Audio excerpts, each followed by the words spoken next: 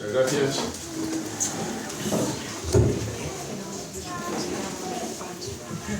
Hay un pasaje clásico al que solemos ir siempre que buscamos evidencias sobre la resurrección del Señor Jesucristo. Y es 1 Corintios capítulo 15.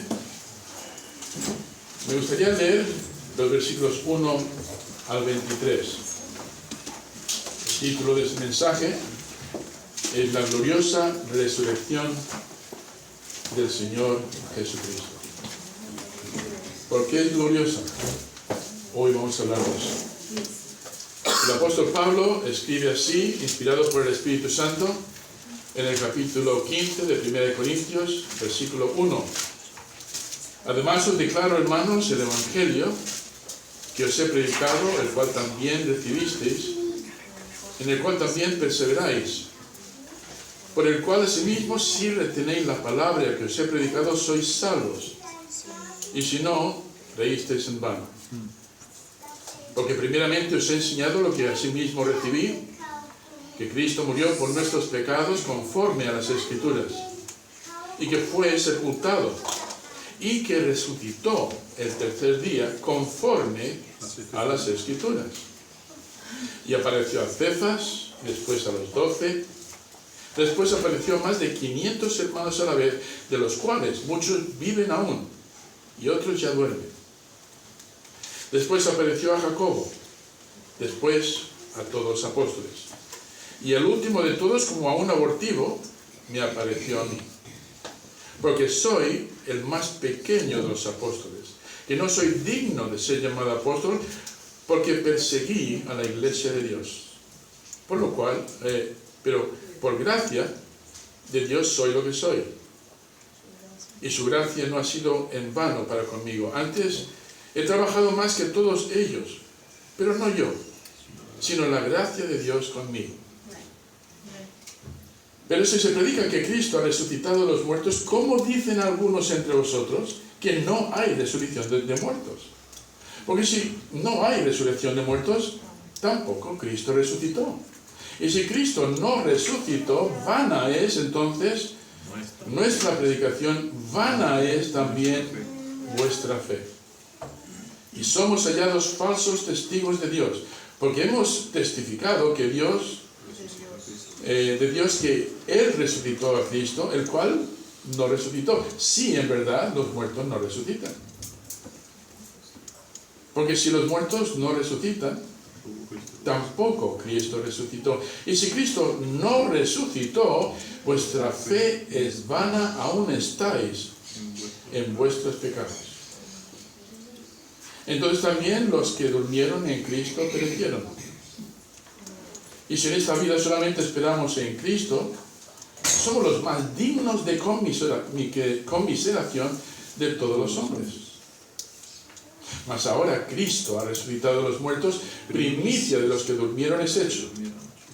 Porque por cuanto la muerte entró por un hombre, también por un hombre la resurrección de los muertos. Porque así como en Adán todos mueren, también en Cristo todos serán vivificados, pero cada uno en su debido orden. Cristo, las primicias, luego los que son de Cristo en su venida. Luego el fin, cuando entregue el reino a Dios y Padre, cuando haya suprimido todo dominio, toda autoridad y potencia. Oremos.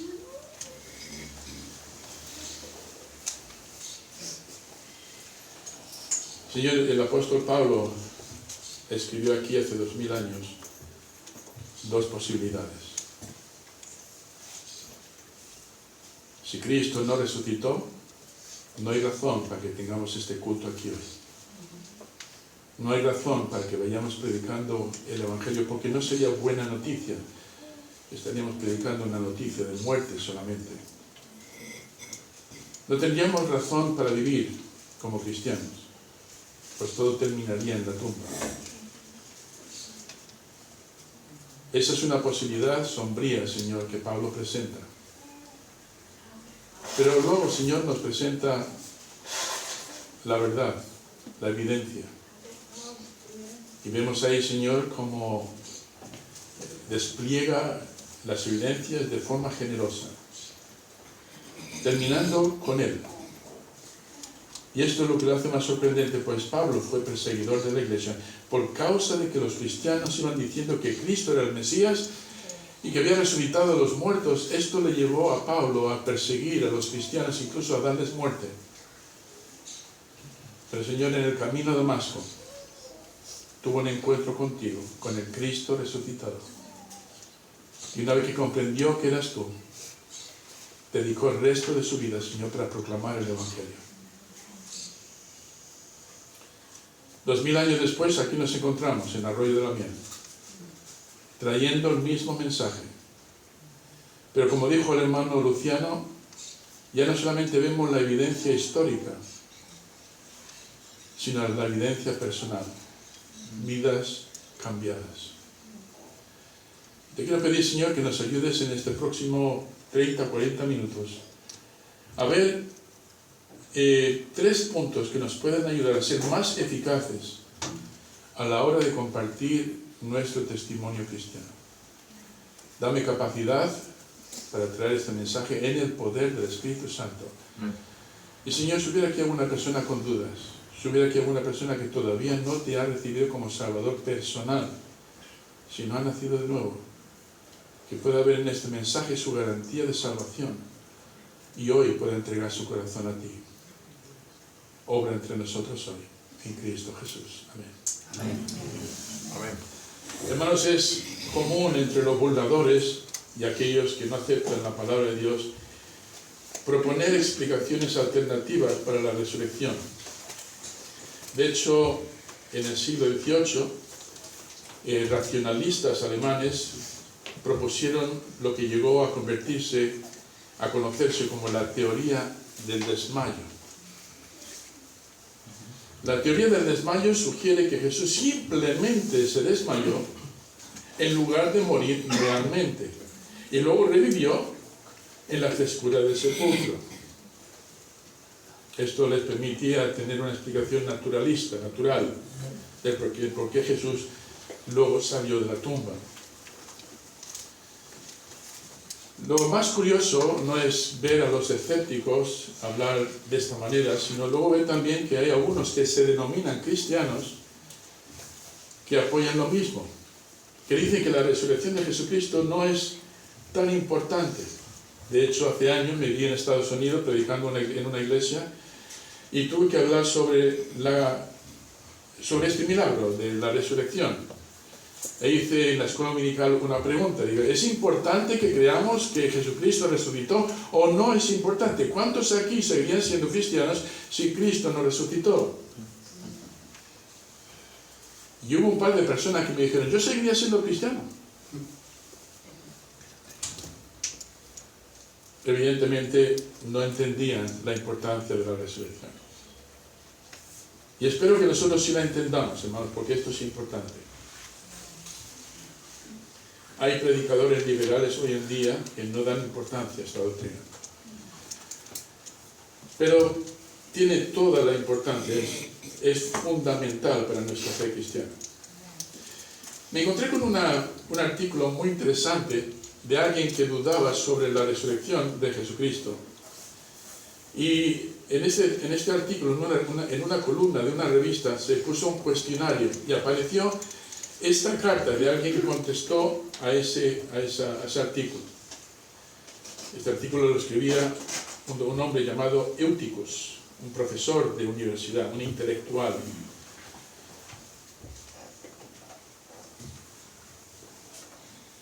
Y le decía, Eutychus era el doctor en teología. Y le escribe este cristiano, algo que había pasado en la iglesia. Dice, estimado doctor Eutychus, nuestro predicador dijo que durante la Pascua, cuando Jesús fue crucificado, que simplemente se desmayó en la cruz y que los discípulos luego le descolgaron, le ayudaron a recobrar la conciencia y luego salió y vivió entre los discípulos. ¿Qué piensa usted de esto? ¿Qué contestarías tú? La respuesta fue maestra. y escribió así, es doctor Eutychus: estimado lector, golpea a tu predicador con un látigo de 9 colas 39 veces. Atraviesa sus manos y sus pies con gruesos clavos y luego clávale en una cruz de madera. Manténle colgado durante 6 horas bajo un sol abrasador. Cuando parezca que está muerto, para asegurar que atraviesa su corazón con una lanza, luego embalsámale, métele en una cueva solo, sin luz, sin oxígeno, sin agua y comida durante 72 horas. Y luego ve a ver cómo anda. A ver si opina lo mismo. Me falta, creo que Luke lo dijo, me harían falta volumen, o sea, tiempo ilimitado para poder tocar este tema porque es muy amplio. Pero desgraciadamente, hermanos, apenas tengo unos 35 minutos. Pero sí quiero deciros, hermanos, que el tema de la resurrección de Jesucristo no es algo que solamente creemos por fe, hay evidencia histórica. Y lo que Pablo presenta aquí son dos posibilidades. Si Jesucristo no resucitó de los muertos, entonces estamos en una situación engañosa. Estamos engañándonos a nosotros. No hay salvación para los pecadores. Si Jesucristo no resucitó de los muertos, la Biblia es una mentira y no tenemos esperanza. Si Cristo no resucitó de los muertos, me traes todas las Biblias que tenéis y las quemamos todas. Es el mayor engaño. Si Cristo no resucitó de los muertos, entonces no tenemos buenas noticias que contar, ningún Salvador que pueda salvarnos. Lo que estoy haciendo ahora mismo aquí es en vano. La predicación no tiene sentido. Pero continúa diciendo, somos de los hombres los más miserables. No sé cómo te sientes tú cuando alguien te dice, ¡eres un miserable! A esto está llegando el apóstol Pablo. Si Cristo no resucitó, eso es lo que somos. Unos miserables. Si Jesús no resucitó de los muertos, entonces Jesús mismo es culpable de perjurio y de engaño al máximo nivel. Porque ha llevado a miles de personas a lo largo de la historia a morir por una mentira. Esa es la primera posibilidad. Pero lo que vamos a ver hoy, hermanos, es la otra posibilidad, donde Pablo mismo dice, yo soy un testimonio vivo de que Cristo ha resucitado. ¿Y tú quién eres, Pablo? Yo fui un fariseo celoso que buscaba realzar la ley. Fui enseñado bajo los mejores maestros. El gran Gamaliel fue mi profesor y salí destacado de la academia. Yo conocía muy bien el Antiguo Testamento. Y yo por eso fui y perseguí a los cristianos, porque pensé de que estos eran los más miserables, engañando al mundo entero. Estaban blasfemando, merecían la muerte. Hasta que un día él descubrió a Cristo resucitado. Y se vio en él un cambio tan radical. Y hermanos, escucha, que una vez que veamos esto hoy, espero que se produzca un cambio radical en tu vida. De ser un cristiano nominal, del montón, a ser un cristiano que verdaderamente muestra su amor a Dios, que realmente tiene una convicción sobre lo que Cristo hizo en la cruz, que tiene una confirmación de que Cristo ha resucitado y que ahora mora en tu corazón. Y que eso te da razón para vivir y te da razón también para poder predicar el Evangelio aunque te maldigan por ello. Hermanos, el tema de la resurrección no solamente aparece en el Nuevo Testamento. Si miramos la cantidad de profecías que la Biblia nos muestra en el Antiguo Testamento, son evidencia de que Cristo, hermanos, era el verdadero Mesías. De hecho, tienes a los saduceos, si os acordáis de los saduceos, estaban convencidos de que esto de la resurrección era una tontería. En Marcos capítulo 12, 18 dice: entonces vinieron a él los saduceos que dicen que no hay resurrección, y estos venían con autoridad. Estos son unos locos, ¿cómo pueden pensar en una absurdez como esa? Pero lo curioso es que aquí en el capítulo 15 Pablo presenta una situación tremenda, porque está diciendo: ¿cómo hay algunos de entre vosotros? En 1 Corintios 15, 12 dice: pero si se predica que Cristo resucitó de los muertos, ¿cómo dicen algunos entre vosotros que no hay resurrección de los muertos? Si no hay resurrección de los muertos, ¿qué hacéis aquí? Ese es el caso que está presentando el apóstol Pablo. Y lo que quiero traeros esta mañana, hermanos, son tres cosas, tres puntos. Primero quiero hablaros un poquito, pero no tengo mucho tiempo, entonces tengo que hacer un vuelo de pájaro sobre cada uno de estos puntos. Es una pena, porque la verdad me gustaría predicar de esto durante 4 meses. Material hay. Y si le diéramos tiempo al hermano Timoteo, seguro que tenía una cátedra para presentarnos aquí durante 3 años, ¿verdad, hermano Timoteo? Es que es uno de los temas donde hay más contundencia de pruebas. Primero quiero hablar de la profecía sobre la resurrección. Un par de puntos nada más. Segundo, voy a hablar de 8 pruebas. La prueba de la resurrección. Vamos a ir a 8 puntos. Y luego el propósito.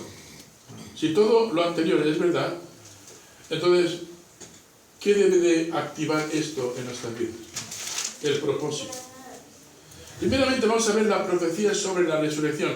Si miráis el capítulo 15, versículo 4, dice: y que fue sepultado y que resucitó el tercer día. ¿Y cómo termina? Todos en voz alta.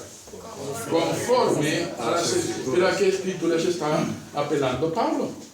El Nuevo Testamento apenas estaba comenzando a escribirse.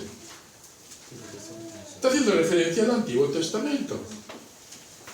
De hecho, si miras en los Salmos, vas a ver un ejemplo interesante. Salmo 16, 10 dice: porque no dejarás mi alma en el Seol, ni permitirás que tu santo vea corrupción. Está apuntando al Mesías.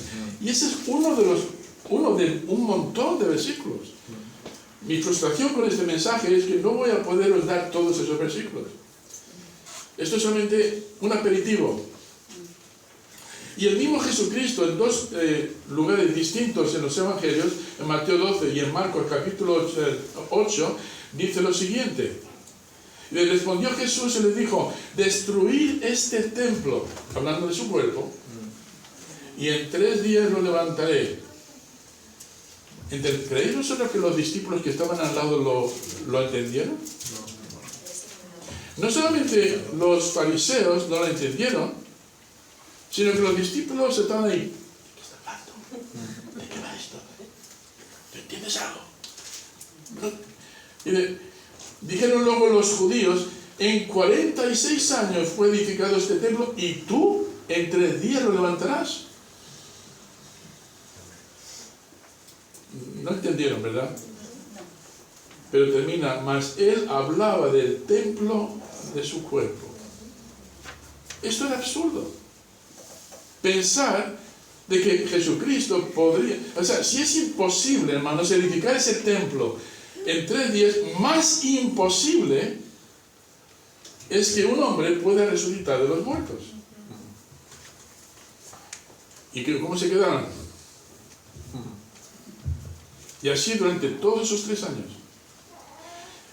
Una y otra vez les trajo esta confirmación: esto va a pasar. No sé cómo reaccionarían visiblemente los discípulos, pero me imagino que estarían todos otra vez con lo mismo, pero no entendemos no sabemos de qué va. Donde la resurrección, hermanos, fue mostrada a través también, no solamente de las profecías, sino también de diferentes tipos. Cosas que ocurrieron en el pasado, que mostrarían un ejemplo de la resurrección. Por ejemplo, Isaac. ¿Os acordáis de Isaac?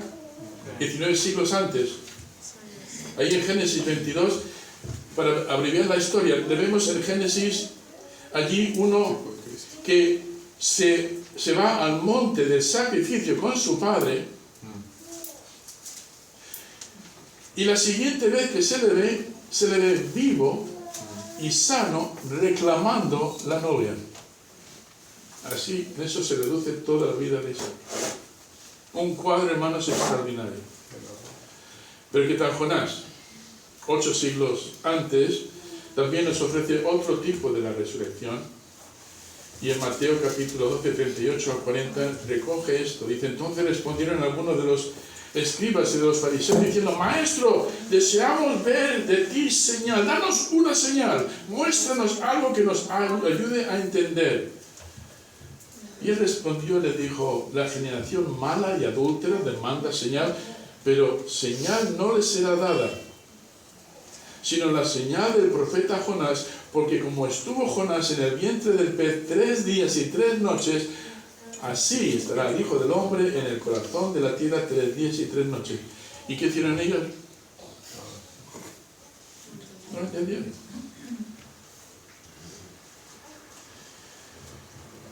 Hermanos, la resurrección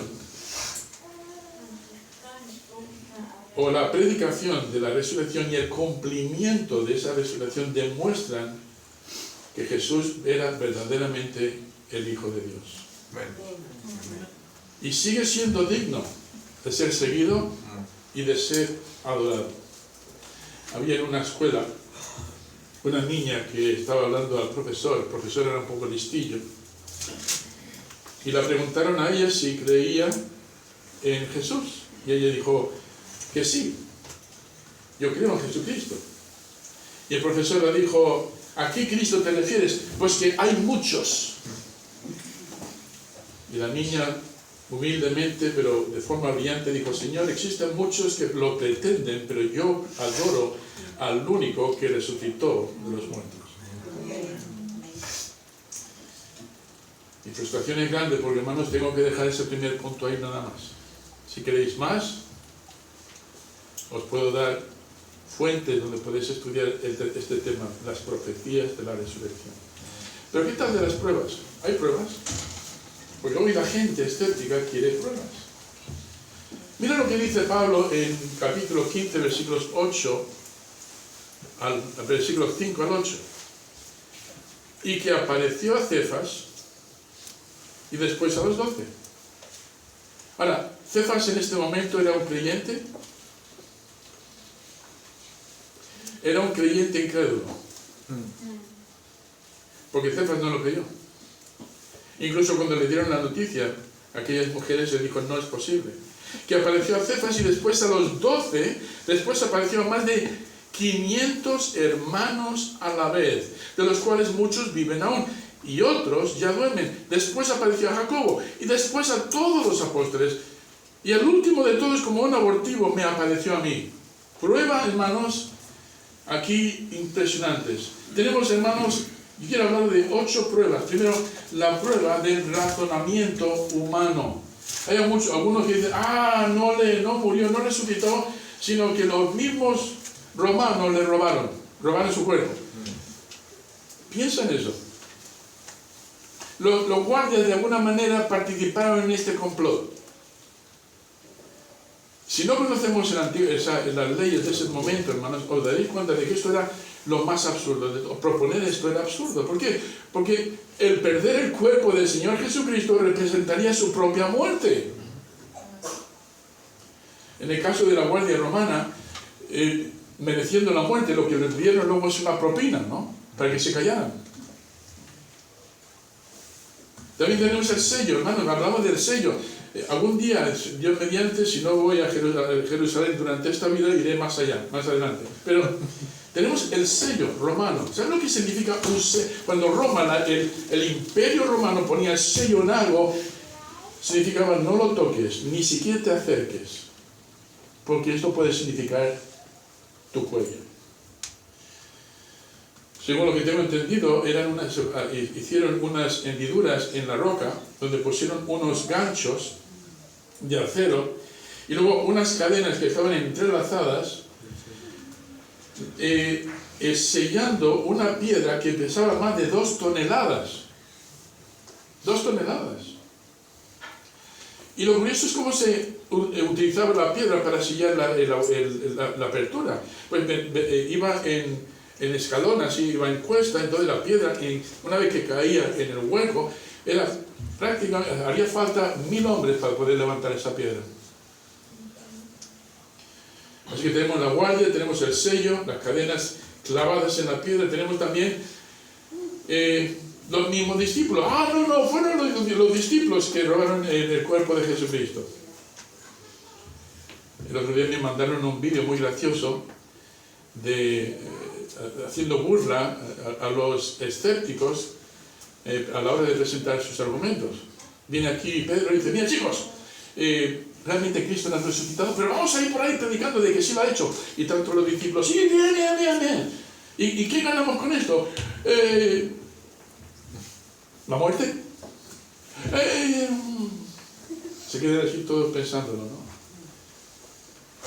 Recuerda que cuando Jesucristo se aparece a los discípulos, en ese momento eran discípulos incrédulos, no creían, estaban escondidos como ratones.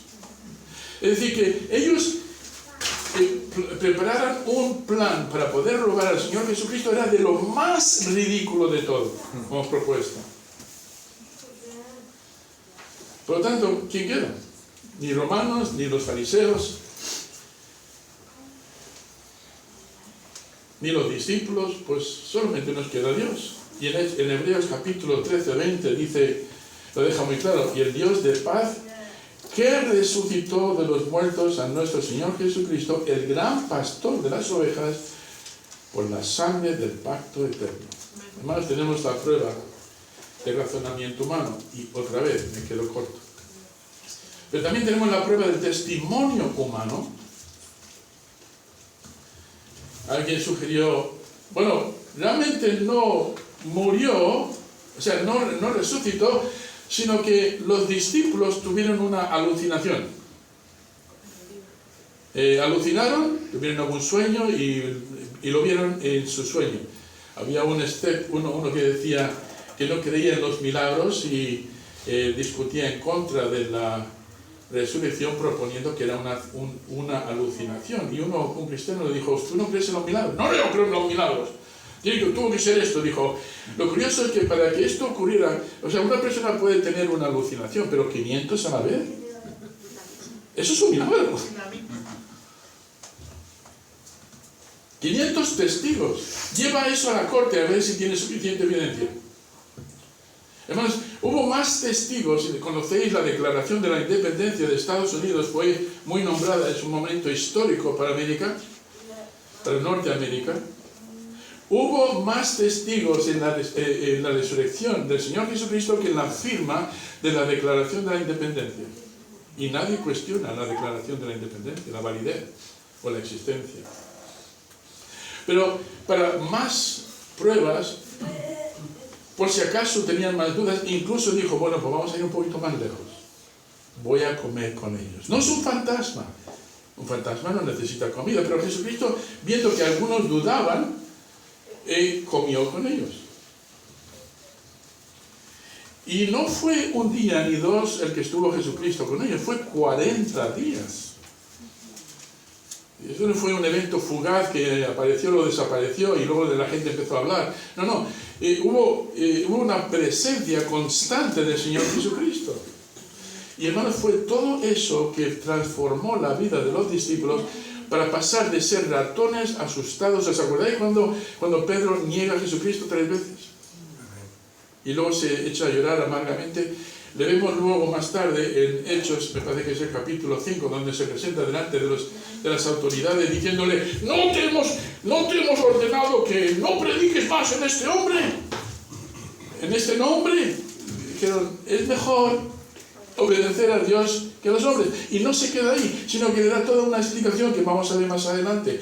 Pedro y Juan, aunque les azotan, hermanos, habían cambiado completamente. Ya no tenían vergüenza, no se asustaron más. Ya no negaron más al Señor Jesucristo, sino que aprovecharon cada oportunidad que se presentaba para hablaros del Evangelio, de la buena nueva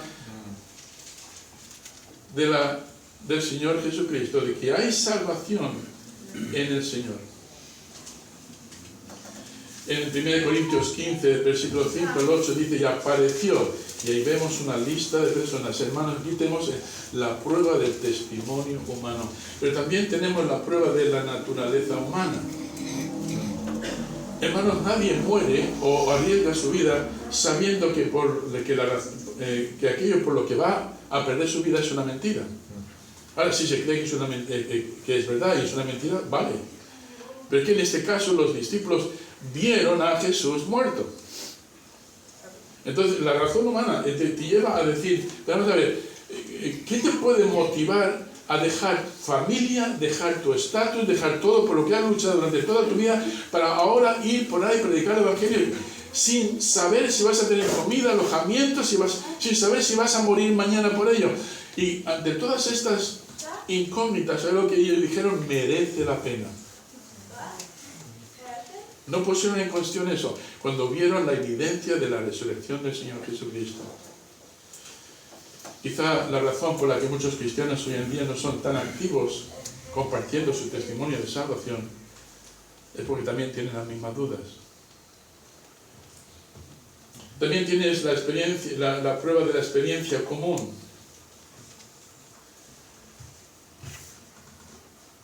Te vemos ahí asustados, tristes, encerrados. Eso sí que era un confinamiento. ¿Os acordáis del confinamiento del COVID?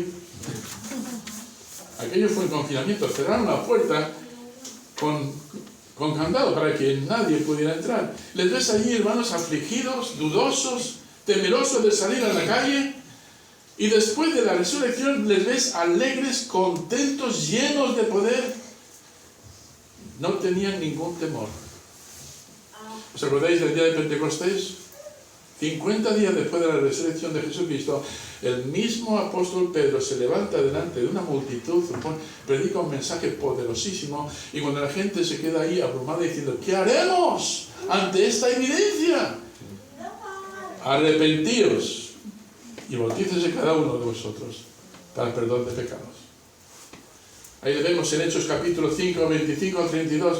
Pero viniendo uno les dio esta noticia: he aquí los varones que pusisteis en la cárcel están en el templo y enseñan al pueblo. Entonces fue el jefe de la guardia con los alguaciles y los trajo sin violencia, porque temían ser apedreados por el pueblo.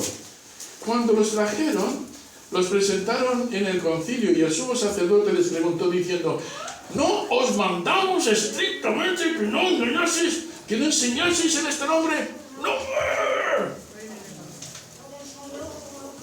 Respondiendo Pedro, sin nervios, sin gritos, Pedro y los apóstoles dijeron: es necesario obedecer. Su voz no estaba temblando. Era una amenaza tremenda esta, ¿eh? Estaban amenazándoles con perder la vida. Esto no es un juego. Tú lo ves en la televisión, cambia de canal y no le das importancia. No, esto es la vida real. Les estaban amenazando con lo peor. Ya han estado en la cárcel, pero la siguiente medida va a ser mucho peor. Y sin nervios, sin gritos, con toda tranquilidad dicen: es necesario obedecer a Dios antes que a los hombres. El Dios de nuestros padres levantó a Jesús, a quien vosotros matasteis colgándole de un madero. A este Dios ha exaltado en su diestra por príncipe y salvador, para dar a Israel arrepentimiento y perdón de pecados. Y nosotros somos sus testigos de estas cosas, y también el Espíritu Santo, el cual ha dado Dios a los que lo obedecen. Sin ningún miedo, mirándose a las caras, sabiendo de que esto les podía costar la vida. No podemos negar lo que hemos visto, lo que hemos evidenciado, y que ahora entendemos que estaba profetizado y se ha cumplido perfectamente. Hermanos, todo cambió para ellos. Ocurrió lo que vimos ahí en 2 Corintios 5, 17, de modo que si alguno está en Cristo, nueva criatura es. Las cosas viejas pasaron y aquí todas son hechas nuevas. Tenemos la prueba de las vidas cambiadas. Tenemos aquí la prueba presente. ¿Por qué estáis aquí hoy? hace un día precioso de sol, ¿por qué no nos vamos a la playa? Todo el mundo está celebrando la Semana Santa en vacaciones. Nosotros ya vivimos en esa zona de vacaciones. ¿Por qué no dejamos todo y hacemos una buena barbacoa y luego bebemos y disfrutamos? ¿Por qué no hacemos eso? A ver, ¿sois lo suficientemente tontos para creer que Jesucristo no ha resucitado y aún venir aquí a la iglesia? Yo creo que la razón que os trae aquí hoy, espero no equivocarme, es que habéis entendido que Cristo realmente ha resucitado y que ahora vive en ti. Amén. Eso te mueve a venir el domingo a la iglesia y el miércoles y a involucrarte en diferentes áreas del ministerio, porque queremos que la iglesia, hermanos, sea una luz a las personas que hay ahí fuera. Vidas cambiadas es lo que el mundo quiere ver. También tenemos la prueba del tiempo. ¿Sabe que el tiempo es un gran nivelador? Solo deja que pase el tiempo y se olvidarán. ¿No es cierto? El otro día estaba hablando con un hermano que dice, uy, esta situación que tengo ahora mismo, es horrible, yo no sé qué voy a hacer con esta situación, va a pasar a los medios de comunicación, etcétera, etcétera. Y yo no sé, digo, hermano, no te preocupes, en 2 semanas la gente se ha olvidado de ella. ¿Verdad que sí? Porque es noticia hoy y mañana ya se ha olvidado. Pero eso no es así con la Biblia, con el Señor Jesucristo. De hecho, si os acordáis, en Hechos capítulo 5, ya que estamos ahí, en el versículo 28 al 39, ves a un hombre llamado Gamaliel dando explicación a los fariseos. ¿Qué vamos a hacer con esta situación? Porque hay muchos ahí que están diciendo que Cristo ha resucitado. Tenemos que parar esta revolución. Es una mentira, tenemos que pararlo como sea. Y Gamaliel se presenta, se pone delante, míralo, no vamos a tener tiempo para verlo ahora, pero se presenta de todos y dijo, mira, a ver, y a Gamaliel era un hombre muy venerado, era miembro del Sanedrín, era un hombre, no era cualquier persona, era como un primer ministro del templo, ¿no? Míralo conmigo para que veáis que no exagero. Un hombre que era muy sabio, presenta esta prueba, es la prueba del tiempo, capítulo 5, versículo 28. Ahí le dice, no os mandamos estrictamente que no enseñaseis en este nombre, y ahora habéis llenado a Jerusalén de vuestra doctrina. Y entonces ahí, versículo 34, entonces levantándose en el concilio un fariseo llamado Gamaliel, doctor de la ley, venerado por todo el pueblo, mandó que sacaren fuera por un momento a los apóstoles y les dijo, varones israelitas, mirad por vosotros lo que vais a hacer respecto a estos hombres. Porque antes de estos días se levantó Teudas diciendo que era alguien. A este se unió un número como de 400 hombres. ¡Wow! Esto está creciendo, ¿no? Pero él fue muerto y todos los que le obedecían fueron dispersados y reducidos a nada. Después de este se levantó Judas, el Galileo, en los días del censo, y llevó en pos de sí a mucho pueblo. Pereció también él, y todos los que le obedecían fueron dispersados. Y ahora os digo, escucha, apartaos de estos hombres y dejadlos, porque si este consejo o esta obra es de los hombres, desaparecerá, se desvanecerá.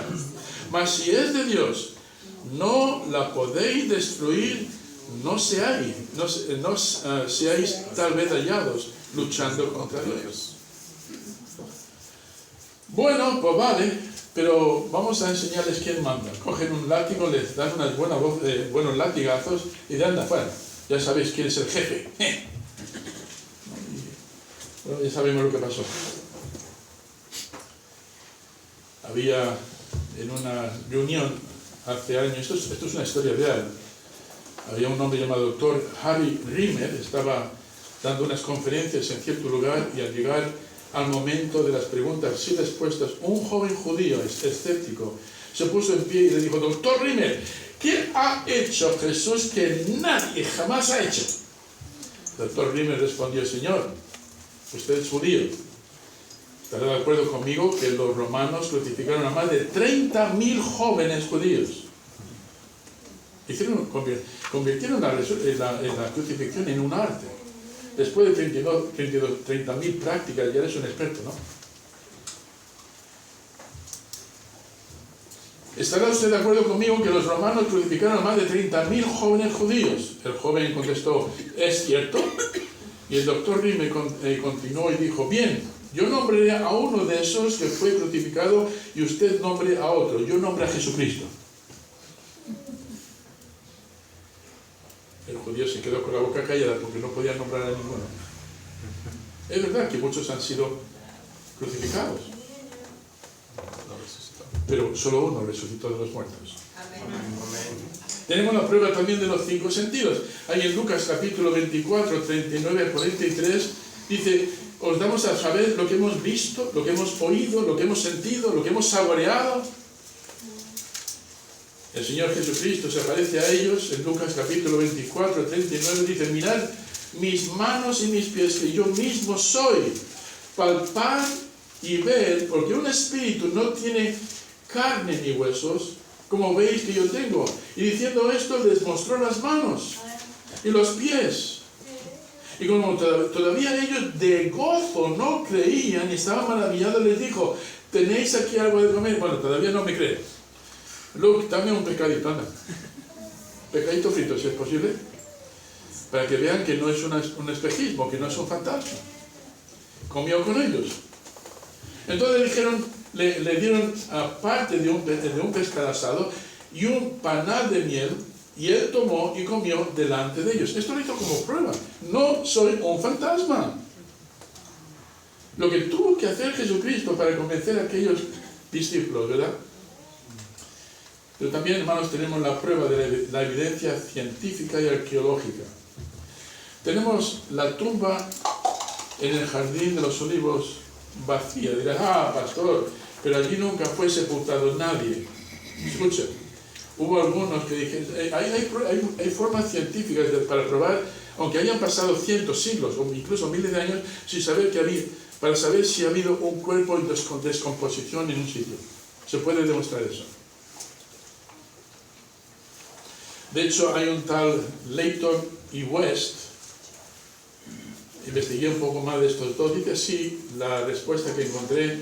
George Leighton y Gilbert West fueron dos intelectuales ingleses del siglo XVIII que, buscando desmentir la fe cristiana, terminaron convirtiéndose tras investigar profundamente. Estos fueron a las pruebas con escepticismo, con incredulidad, y después de probarlo todo, escribieron 2 libros. George Leighton escribió Observations of the Conversion and Apostleship of St. Paul, las observaciones y conversión del apóstol Pablo.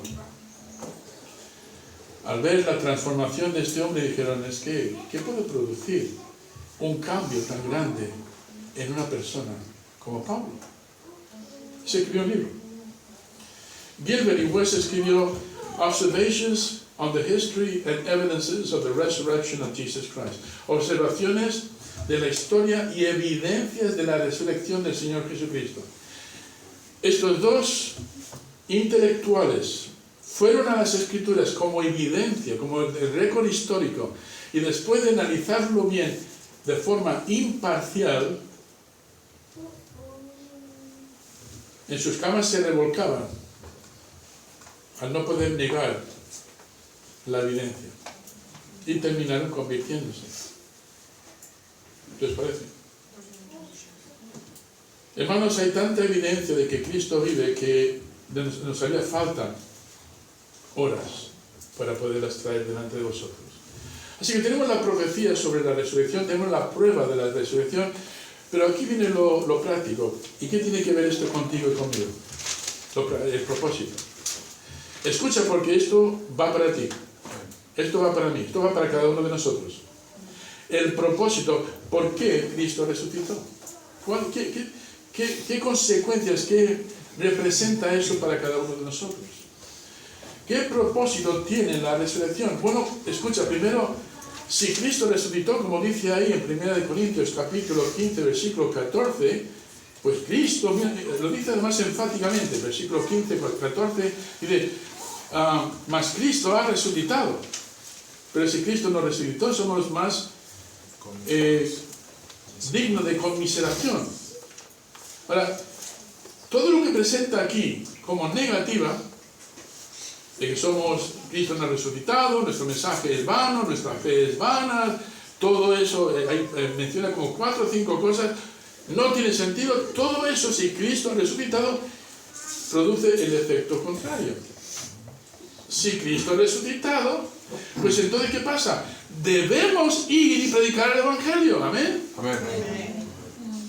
También, hermanos, esto autentifica nuestra fe. Capítulo 15, versículo 14 dice, y si Cristo no resucitó, vana es entonces nuestra predicación, vana es entonces nuestra fe. Pero si Cristo resucitó, hermanos, nuestra fe es válida y distinta de cualquier otra religión que puedas encontrar en el mundo. Autentifica nuestra fe. Lo que creemos, hermanos, merece la pena dar la vida por ello. Amén. Amén. Amén. Amén. Y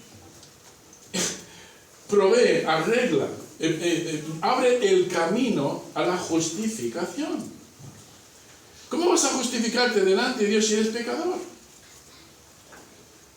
Romanos 4:25 dice, el que fue entregado por nuestras transgresiones y resucitado para nuestra justificación. Si Cristo se quedó en la tumba, hermanos, no hay justificación. No hay esperanza. Y por último, yo miro al futuro. ¿Cómo ves el futuro, hermano? Venezuela, ¿cómo está la situación allí? ¿Cómo va a terminar todo? Cuba, aquí tenemos algunos hermanos cubanos. Conocen familiares que lo están pasando muy mal.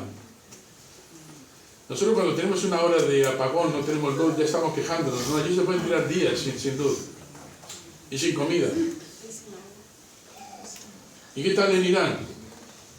¿Sabéis, hermanos, que ahora Irán es uno de los campos misioneros más fértiles para el cristianismo? Dirías, esto va a afectar y ya nadie va a querer creer. No, los mismos musulmanes, estando hartos del Islam y de esa opresión de los ayatolás, hermanos, ahora están buscando algo que les dé verdadera esperanza. Y cuando oyen el Evangelio se están convirtiendo a montones. Ahora Irán es un campo fértil para el Evangelio. ¿Y luego China? ¿Y luego Rusia? ¿Corea del Norte? El mundo, hermanos, está patas arriba. Pero claro, nosotros vivimos en la Costa del Sol. Vivimos en una burbuja. Y cada vez que vemos en la televisión o en el YouTube o todo, lo vemos diciendo, pero es posible que eso esté ocurriendo en el mundo. Una bomba aquí, otra bomba allí, caos allí, político, allí están muriendo no sé cuánto. Y estamos aquí diciendo, ¿cuánta carne vamos a comprar para la barbacoa?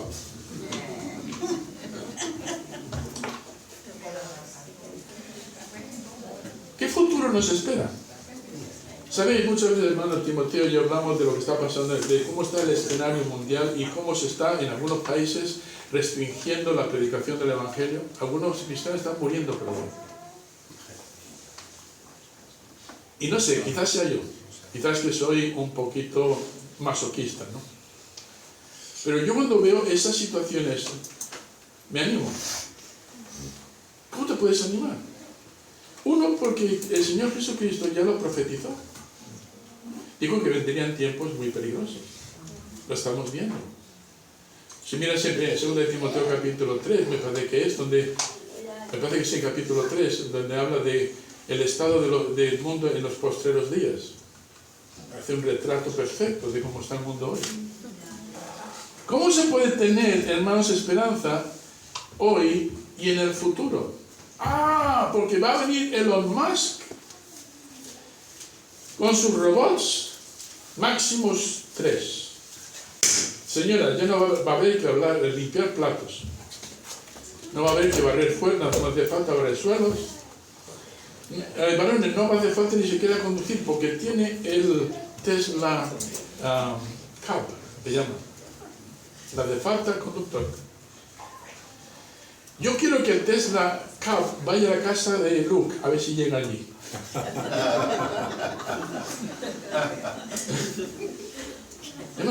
Es broma, pero cuando miras el escenario alrededor nuestro, la verdad es que no nos quedan muchas cosas en las que podemos poner nuestra esperanza. No tenemos, ¿cómo puedo tener gozo en el cielo y alegría y poder decir, aunque se pongan mal las cosas, sé que hay un futuro para mí y para los míos? Bueno, mira lo que dice el capítulo 15, versículo 20. Mas ahora Cristo ha resucitado de los muertos, primicia de los que durmieron es hecho. Es decir, la evidencia es los primeros frutos, de más frutos que van a venir. Porque por cuanto la muerte entró por un hombre, también por un hombre la resurrección de los muertos. Ahí está hablando de mí y de ti si eres salvo. Porque así como en Adán todos mueren, futuro, también en Cristo todos serán vivificados. Pero cada uno en su debido orden. Cristo, las primicias 2000 años atrás, luego los que son de Cristo en su venida, luego el fin. El fin del mundo. ¿Dónde está? Bueno, cuando ves las películas de ciencia ficción te pintan como las películas de Star Trek, ¿no? Todo maravilloso, el dinero ya no existe, todo es de luz, luces de neón, todo moderno, solo vas a trabajar si quieres, vamos a explorar nuevos mundos.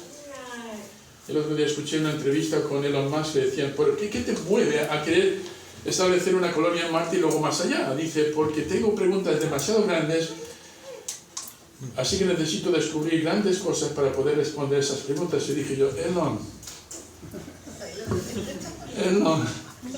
con ese coeficiente intelectual tan alto, lo que vas a encontrar en el más allá va a ser Dios. Los filósofos los ha descartado, los ateos. Y dicen, ¿qué esperanza tengo yo cuando tengo un día de tristeza? ¿Qué esperanza tengo yo? Claro, y decía, claro, que los filósofos no te proveen esa esperanza. Y según lo que yo he estudiado de Dios, de la religión, pues tampoco me decía, tengo que ir más allá para descubrir, para hacer las preguntas correctas, decía en la entrevista. Y dije yo, pero ¿cómo puede un hombre tan extraordinariamente brillante? Está cambiando el mundo. Starlink,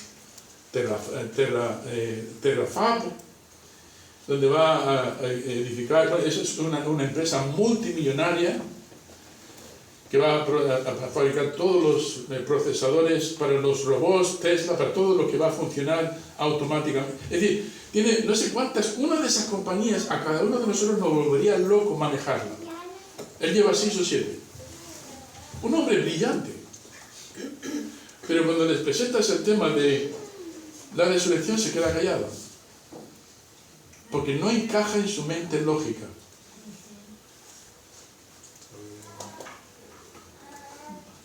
Es un milagro. ¿Y el pastor qué evidencia tenemos nosotros? Bueno, Pablo también, queriendo contestar esto, en 1 Tesalonicenses 4:13 dice, tampoco queremos, hermanos, que ignoréis acerca de los que duermen, para que no os entristezcáis como los otros que no tienen esperanza. Porque si creemos que Jesús murió y resucitó, así también traerá Dios con Jesús a los que durmieron en él. Por lo cual os decimos esto en palabra del Señor, que nosotros que vivimos, que habremos quedado hasta la venida del Señor, no precederemos a los que durmieron.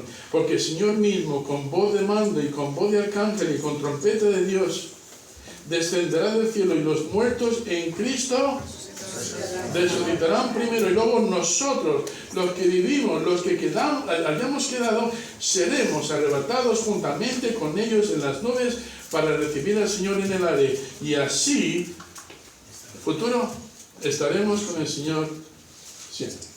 Amén. Amén. 2 veces amén. Fíjese. Muy bien. Hoy tenemos algunos aquí que están animados, ¿eh? Y parece que son los niños nada más. Así que pasa con los adultos. Hermanos, tiempo me falta, ya me he pasado de la hora, 10 minutos, espero que me perdonéis. Pero os he dado un aperitivo. si esto os ha animado a investigar más este tema. Porque vais a dar cuenta, hermanos, de la riqueza que hay al estudiar. Hemos visto la profecía, solamente os he mostrado un par de pasajes, pero hay docenas de ellos. Hemos hablado de la prueba de la resurrección, pero para mí, de todas estas que he mencionado, la prueba está en mi propio corazón. Y dirá, pero tú eras creyente, tú querías creer. Y no, yo era ateo. Cuando me convertí a Cristo era desde el ateísmo. Desde un corazón vacío que no encontraba, que quería una explicación, pero que no la encontraba en las explicaciones naturales de la sociedad. Pero cuando abrí mi corazón al Señor, todo cambió. Y me ha dado el privilegio, hermanos, de poder subir a un púlpito como este y predicar el mensaje de salvación. La predicación no es hermana. Lo que me da motivo para subir aquí una y otra vez, a pesar de los nervios y la inseguridad que muchas veces siento, es esta realidad. Bueno. Lo que mueve a muchos misioneros a salir a lugares como Egipto, a Marruecos y a otros países, aunque sean mucho más modernos, ¿qué les mueve dejar esa seguridad que tenían para dedicar el resto de su vida a eso? ¿Una mentira? No, es una vida transformada. Es la evidencia de la resurrección. Porque Él vive, nosotros viviremos. Porque Él vive, podemos tener vida eterna. Porque Él vive, la vida misma merece la pena vivirla. Y porque Él vive, yo deseo servir al Señor. ¿Y tú? Amén. Vamos a orar, vamos a poner de pie. Padre nuestro, te damos gracias por darnos estas evidencias en la palabra. Apenas hemos quitado el polvo de este tema, porque hay mucho más que podríamos decir. Pero es suficiente para darnos cuenta de que somos no los más miserables, sino los más bendecidos de todos los hombres, por el hecho de que Cristo resucitó de los muertos y ahora vive dentro de nosotros. Pero nos preocupa a esas personas que todavía no te conocen, todavía no han sido salvos, todavía no te han recibido como salvación. Y es posible, Señor, que haya alguna de esas personas aquí hoy. Yo te quiero pedir, Señor, que tu Espíritu Santo obre de tal manera que queden arrebatados, que queden capturados con este mensaje. Y esto les mueva a venir a ti, Señor, con humildad,